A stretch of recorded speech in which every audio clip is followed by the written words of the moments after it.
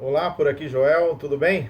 Certa vez uma pessoa me falou que o trabalho do salva-vida ele é tão complexo que para salvar uma vida em afogamento é muito mais facilitado quando aquela pessoa que está se afogando já cansou, já lutou muito, está exausta, está perdendo os sentidos. Então, o salva-vida consegue com muito mais facilidade buscar ela, agarrar ela e nadar com ela para a praia. Esse salmo que eu quero trazer para você hoje, Salmo 46:10, tem a ver com isso. Quando o Senhor lá está dizendo: aquiete-se e saiba que eu sou Deus. Fica quieto e saiba que é eu que resolvo a parada. Fica quieto e saiba que é eu que dou a resolução de todas as coisas. Muitas vezes a gente está que nem alguém se afogando no mar ou numa piscina, se debatendo, lutando pela vida, tentando sair daquela situação tão difícil, e esquece de entender que nós temos um Deus que resolve todas essas situações quando nós nos aquietamos e deixamos tudo na mão dele, na direção que ele quer para as nossas vidas. Eu sei que isso é difícil, isso também é um exercício, não é só parar naquele momento e depois continuar adiante. Mas a palavra de hoje é justamente isso: fica quieto, é tempo de quietude, coloca todas as coisas na mão do Senhor e descansa nele. Algumas traduções, duas outras traduções que eu separei aqui, elas dizem o seguinte: tranquilizai-vos e reconheçam que eu sou Deus. Quando eu não me tranquilizo no Senhor, eu não estou reconhecendo que Ele é Deus. A outra tradução na linguagem de hoje diz: parem de lutar e fiquem sabendo que eu sou Deus. Então, essa luta constante que nós temos desenfreadamente na vida para conseguir as coisas e conquistar as coisas, elas por muito mais nos afastam da presença de Deus do que nos aproximam de Deus. E aquietar-se tem a ver com algumas coisas. Deixar de murmurar é uma delas. Quando o povo saía do Egito e o faraó perseguia o povo, lá no livro de Êxodo, capítulo 14, versículo 13, o Josué diz para a galera: não tenham medo, aquietai-vos, porque o Senhor vai dar livramento. E por que ele diz aquietai-vos? Porque havia murmuração. Então, quando a gente entra numa dinâmica de murmuração, a gente não consegue aquietar na presença de Deus, porque tudo para nós é motivo de reclamar da situação, reclamar da vida, reclamar de nós, reclamar de quem está conosco e de tudo aquilo que a gente vai vivendo. E ele diz primeiro: não tenham medo. E a falta de aquietamento também está relacionado com esse temor, esse medo que surge em nossos corações, porque a gente começa a achar que se a gente não correr atrás da máquina, como alguns dizem, nada vai se resolver. Os problemas vão continuar do mesmo jeito, porque tudo depende de nós. E a gente passa por medo a agir como se tudo dependesse de nós. E a gente não reconhece que é medo, mas é medo de que alguma coisa fuja do controle. E por isso eu não estou reconhecendo que Deus é Deus, não me aquietando. Porque eu acho que se eu continuar fazendo as coisas do jeito que eu faço, na loucura e na correria que eu ando, eu vou dar conta de tudo. Eu não dou conta de nada. Não dou conta de nada. Ou Deus faz acontecer, ou Ele deixa do jeito que eu quero que aconteça, e isso vai dar errado. Porque deixar na minha vontade, no jeito que eu quero e na força do meu braço, isso vai dar errado. Isso não vai dar no propósito de Deus e da forma que Deus quer. Muitas vezes a gente também vê e de repente age de uma forma como que ninguém soubesse fazer as coisas corretamente, só a gente sabe fazer as coisas corretamente. Então, aquietar-se tem a ver com tempo de silêncio na presença de Deus.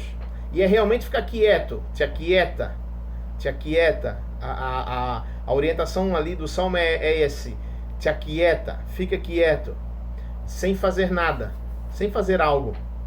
É uma quietude que me leva a um relacionamento mais profundo com o Senhor.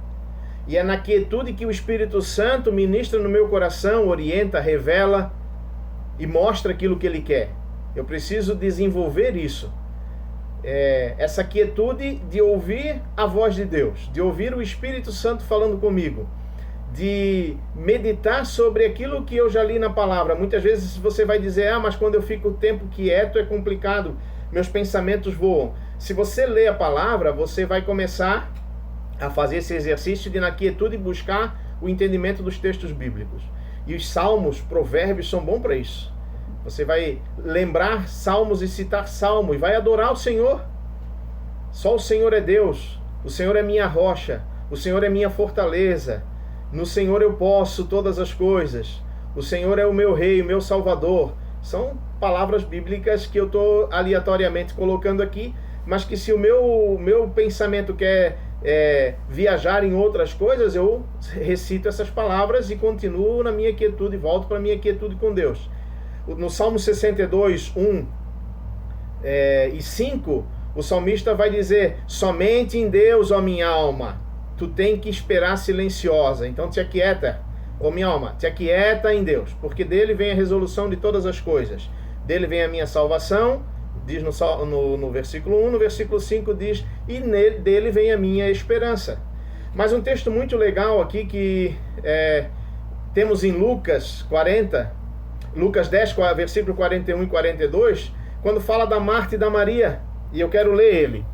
Jesus, a Marta está naquela correria, e ela vai dizer para Deus: mestre, não te importas que eu faça tudo sozinha? Minha irmã está aí, ó, bem de boa. E Jesus diz para ela assim: Marta, Marta, você anda inquieta e se preocupa com muitas coisas, mas apenas uma coisa é necessária. Maria escolheu a parte boa e esta não será tirada dela. Qual é a parte boa? Não trabalhar? Não. A parte boa é se colocar aos pés do Senhor e aprender dele aquilo que eu preciso aprender, ouvir a orientação dele, ouvir a voz dele e ser direcionado por ele, ministrado no coração por ele. Então, na obra do Senhor, a obra do Senhor é necessário que eu coloque a minha vida na obra do Senhor? Mas se não tiver quietude, eu vou estar trabalhando em vão. A Marta estava ao lado do Senhor e trabalhando para servi-lo, e ele dá uma bronca nela: tu anda inquieta demais, mulher. Ei, para quieto. A Maria está fazendo a coisa certa, é hora de adoração, é hora de ouvir, é o tempo de ouvir e de adorar. Então você precisa tirar esse tempo. E o tempo de ouvir e adorar não é botar um som alto para toda a vizinhança ouvir e cantar alto para toda a vizinhança ouvir, é quietude. Isso você pode fazer em determinados momentos de ouvir louvor e cantar em voz alta, não está errado. Mas o tempo de quietude, de adoração nessa quietude, de aprendizado nessa quietude, de ouvir a voz de Deus nessa quietude, isso é necessário. E é bem esse exemplo que simplifica isso. A Marta estava ouvindo, a Maria estava ouvindo o Senhor. A Marta estava como alguém se afogando, mesmo na obra, correndo para todo lado, achando que tudo ia acontecer porque dependia dela, se ia ter comida, se ia ter casa limpa, se ia ter a programação ia dar certo, se o louvor ia sair certo, se tudo ia sair perfeito, se tudo tem que ter perfeição para o Senhor. Sim, eu vou trabalhar para fazer tudo aquilo que eu faço numa perfeição para o Senhor, mas essa perfeição vem dele para mim primeiro. E se eu não estou conseguindo fazer perfeito, eu não vou deixar de fazer o bom porque eu quero fazer o ótimo, o excelente. Então, o bom é a melhor parte nesse sentido aqui da Marta: se aquietar aos pés do Senhor e ouvir o que o Senhor tem para dizer. A Maria, eu acho que antes eu falei Marta de novo, eu troquei Marta e Maria, mas a Maria, ela se colocou com o coração aquietado na presença de Deus para desenvolver intimidade com Ele, para ouvir a voz dele, para saber quando aquilo que foi colocado certamente vem do Senhor e não da sua alma, quando aquelas coisas que direcionam para algum lugar ou para alguma coisa vêm do Senhor e não da sua alma, da sua vontade carnal. E isso eu só aprendo nessa quietude, nesse lugar de sossego, nesse lugar de descanso, nesse lugar de silêncio na presença de Deus. Te aquieta. Essa palavra é para mim, eu preciso ouvi-la.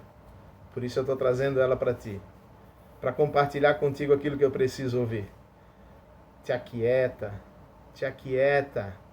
para quieto. Saiba que o Senhor é Deus e nada vai ser resolvido senão pela mão dele.